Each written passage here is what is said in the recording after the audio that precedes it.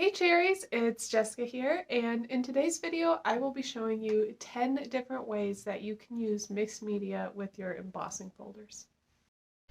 The first technique that I'm showing is really great for making kind of a watercolor technique with some color bursts here and there.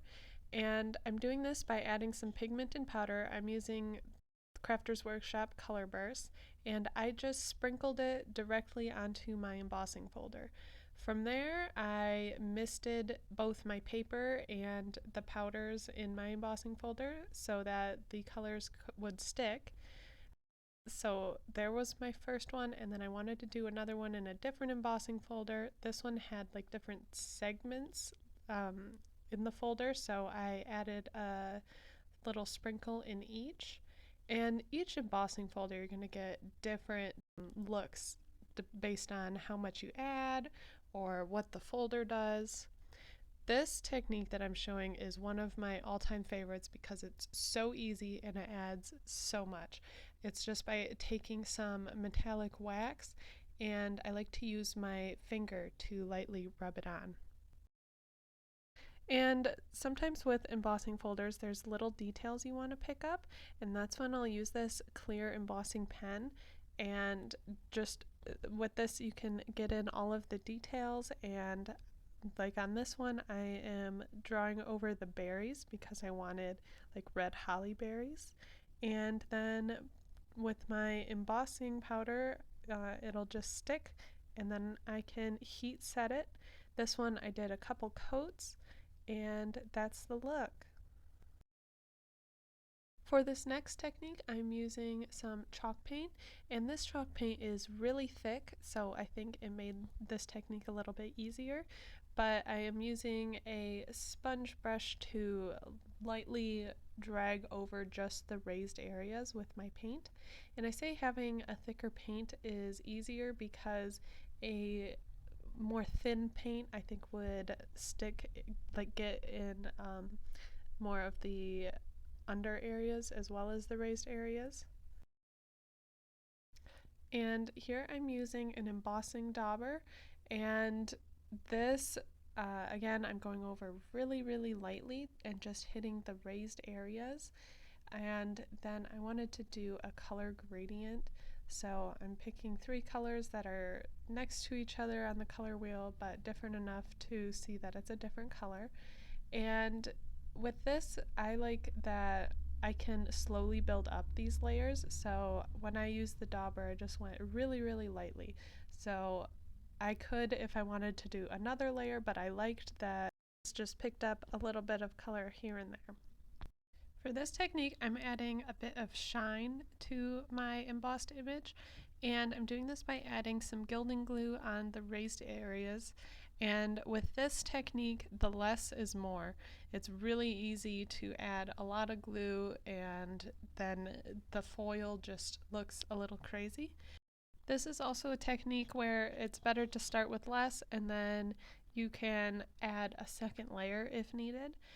But I'll be using the gilding glue, and then this dries clear when it is completely dry, but it's still tacky, so you want to wait for it to be dry, and then you can start adding on your flakes. I like to just dump on a lot and then move it around a little bit, and then pick up as much as I can with my fingers and brush the rest of it off using a paintbrush. I go over it multiple times to get as much of the loose stuff off as possible, because then it'll just keep shedding. But if you get off as much as you can, it really doesn't shed very much at all.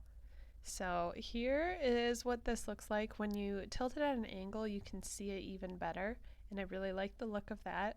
I think also if you do this technique with like one color of metallic flakes instead, like mine had a 3-color mix, then you could see it even better.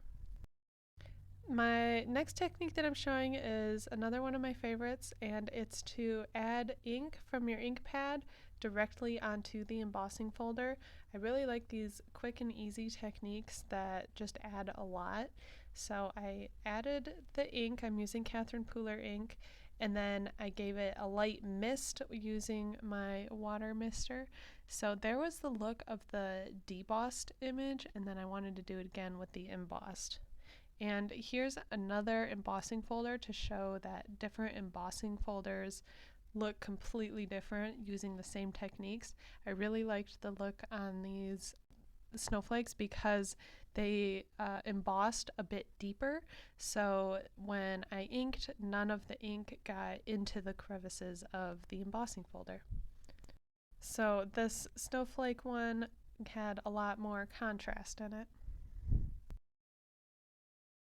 Then I pulled out some pan watercolors, and with these I like to just add drips of paint into the little pockets of the embossing folder. So I'm adding them, this be like on the front side of the embossing folder where it has dips in it. This is another technique where just test different embossing folders. I like the look of doing a more abstract one like these dots, but again, it gets a little messy, but you can see how fun and cool that looks. Now I'm using some Tim Holtz Foundry wax. This is alcohol based, so you do have to move fairly quickly because it will start to dry. You could add a little bit of isopropyl alcohol to some of your more dry areas as you're going through, but I didn't really find that was necessary. Here I'm just wiping off some of the excess, and then there's the embossed image. And because of this foundry wax, you do need to heat set it, and it turns metallic-y as it's set, so you know that it's set. Now I'm using some distress crayons, and these I found are pretty easily to use just to hit the very high edges. And these are the pearlescent ones, so they're his newer ones, and I really like that little bit of pearlescence. So you can just go over it, and it's a little bit more of a scratchy look. I like it to look a little more blended, so I'm just going over it with my finger and blending it around. So this also put some of the crayon into the background as well, but it's still darker at the forefront. I turned my mixed media embossed images into cards. So here's a look at the finished cards, and I hope this video has inspired you to try some mixed media with your embossing folders.